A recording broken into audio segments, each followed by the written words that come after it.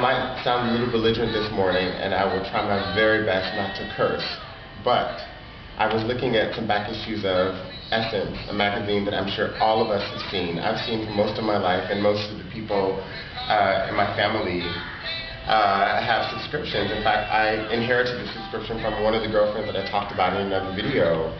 And you know, here I am, happy black person, waking up in the morning thinking I'm going to go out on my balcony and have coffee and sit in the sun. And I'm just assaulted. You have black men, you know, these pretty black men all throughout this magazine who are talking about the kind of woman that they want and how much they love black women. And yet on every single page you have a perm, a perm, a perm, a perm. You have Dark and Lovely, you know, telling you what you're supposed to look like, dark and lovely. And of course, you know, you guys know my personal favorite is African Pride, perms by called African Pride. And as you've noticed, most of the women in Essence are heavily permed, treated, processed, you know, all their ends are bumped. And in fact, the only natural women that you see are usually the sisters that they have profiled in here, not the Miss Black, you know, HSB, historically black college, because those sisters are always permed. But this thing about the, you know, women who've been successful, and half of them, including the editor of this magazine, they don't sport that hair. But what struck me this morning shook me to the core, and I almost stood up and screamed off my balcony. These people looked at me like I'm crazy. They have a special report on hair loss. Did you know that African American women have the most fragile hair of any ethnic group in the United States?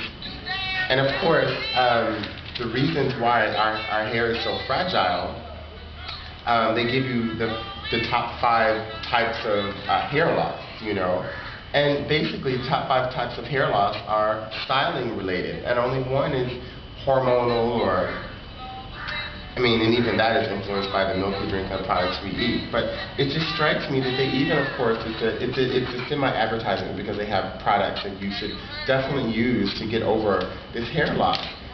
But this director, the director of the Laurier Institute for Ethnic Hair and Skin Research, says that hair breakage and loss are seen more commonly in African American women than in women of other ethnicities. And that's actually the line that was pivotal for me in this whole, you know, spread about black hair, and I'll tell you why. It says African American hair. And the fact is, African American is a construction. It is a socio-political construction that I'm a part of, and I'm very proud of, but there's no African American hair. There's kinky hair, there's nappy hair, and why do they refuse to say that? And I think the reason they refuse to say that is that they're not talking about kinky hair and nappy hair.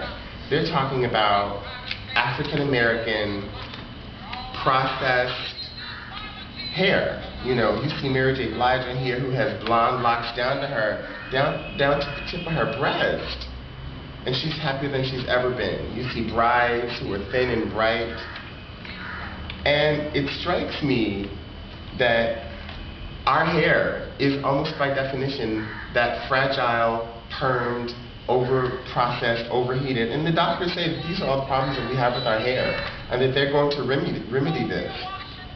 And it disgusts me. Bam, turn the page, another perm. Bam, turn the page. Relax, protect, and refresh your hair, all in one easy step. And it blows my mind that we fall for this. And then the more about it that you learn, that we don't even own any of these companies. We own very few of the companies that are even advertised here.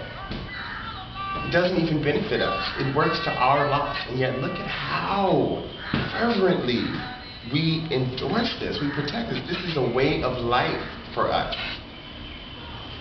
And I know that I've learned more about hair from the sisters on YouTube and the sisters that I know who go natural. Those are the people who really taught me a lot. I like this magazine, and I probably will continue to read it, but damn, we can't do that. And I tell you what, while we've been sitting here on my balcony, I've been conditioning, and I can do something that most of these sisters can't do. I can wash my hair whenever I want to. I don't have to be scared of the rain like the evil witch of the West. The name of this tune is Mississippi Goddamn.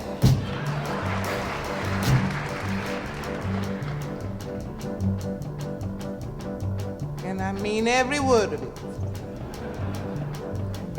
Alabama's got me so upset.